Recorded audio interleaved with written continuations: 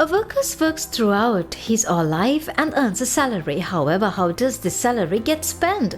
The salary is spent on constructing houses, purchasing medicine for the needs of the dependents, for various functions, and for many more things. The worker should have some savings to be spent for him or her after the retirement. This is a serious issue faced by the workers in the private sector, in spite of the fact that the public servers enjoy a certain assurance here. That assurance and safety are not there for the private sector workers. The need for social insurance is at the backdrop. Here, the need of social assurance is addressed by the Provident Fund. The Employees Provident Fund number 15 of 1958. The Employees Provident Fund has been established under the Employees Provident Fund Act number 15 of 1958 as a mandatory pension contribution scheme for the workers who are serving in the private and public sectors without entitlements for a pension scheme. As per the statistics, the Employees Provident Fund, which manages assets with a value of 2,824 billion rupees by the end of the year 2020, can be named as the biggest fund in Sri Lanka. Now let's see as to what this Employees Provident Fund is. Pensions gratuity, pensions benefits, collective responsibility of the employees, collective responsibility of the employee. Pensions gratuity, pensions benefits, collective responsibility of the employee, and the collective responsibility of the employee are the major components here. We call these as the Employees Provident Fund. First, let's look at the parties which are not covered under this. Members working in the family, domestic workers, drivers, self-employed persons, charity organizations with a membership of less than 10 persons. The parties such as members working in the family, domestic workers, drivers, self-employed persons, charity organizations with a members of less than 10 persons get coverage under the EPF. So let's now consider about the benefits of the Employees Provident Fund.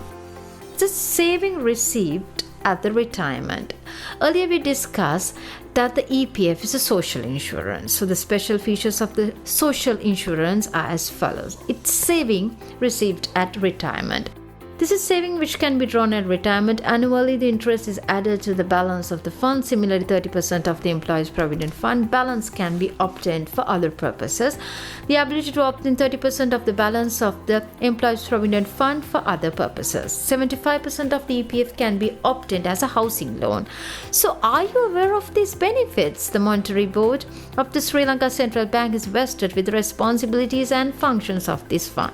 The EPF department and the Monetary Board comes under the Central Bank of Sri Lanka. The Monetary Board has been vested with the authority to implement the responsibilities stipulated through an Act. Similarly, the Act provisions which say the Labour Commissions is the main administrator of the fund. All the private and the public sector workers should contribute to the fund. Each worker should contribute a sum equal to 20% of the net monthly earnings of their job to the fund. There are two ways in which the contribution can be made: the Employees Provident Fund. 12% of the worker's salary by the employer, 8% of the worker's salary by the worker. Here, 12% of the worker's salary should be contributed by the employer and 8% of the worker's salary should be contributed by the worker. Similarly, the worker does not get any interest for this fund. So it's significantly evident for us that a social security is built up for the worker through this. Now we will see as to how these benefits are occurred by the worker. This money is invested by the Central Bank of Sri Lanka in treasury bonds, treasury bills, company shares and corporate bonds, etc. The annual interest rate of the fund is declared based on the income generation value of the said investments. Accordingly, this amount is added to the amount of the member.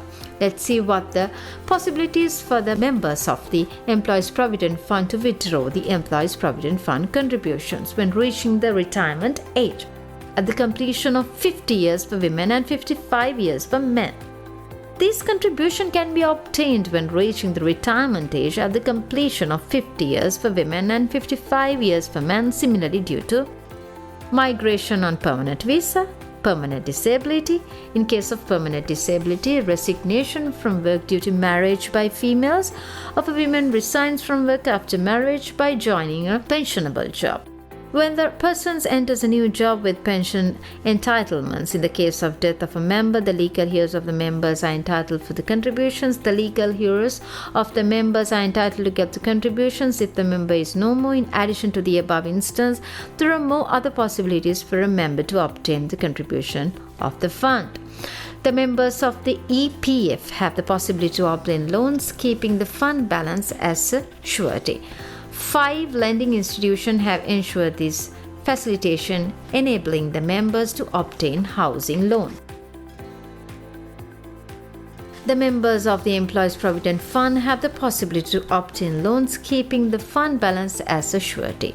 5 lending institutions have ensured the facilitation, enabling members to obtain housing loans. 30% out of the available balance can be obtained for housing constructions and medical treatment by the members of the EPF who have completed a service period of 10 years from the year 2015, and the members who have balance exceeding 300,000 rupees in the fund. 30% out of available balance can be obtained for housing constructions and medical treatments by the members of EPF who have completed a service period of 10 years from the year 2015, and the members who have balance exceeding 300,000 in the fund. This entitlement is in effect from the year 2015. The ABH form will be given to you by the employer during the first few weeks after you join the firm. The form should be duly filled by the worker, including the name, identity card number, etc. accurately. On certain occasions, if the worker has several served institutions and if disparities are observed between the named included by different institutions, you will have to get letters from the relevant institutions confirming that all the names denote the same person when claiming for EPF contributions. In case if you claim the EPF contributions after the closure of the particular firm, what will be the action taken by you? First, you have to obtain a certificate confirming the closure of the institution. That has to be obtained through the divisional secretary. Here's a letter of preparation, and a personal detail sheet should be obtained from the Department of Labor. After obtaining the letter of preparation and a personal detail sheet, you will have to meet the divisional secretary. It has to be certified by the divisional secretary, and then the K format should be submitted, and then the matter can be restituted.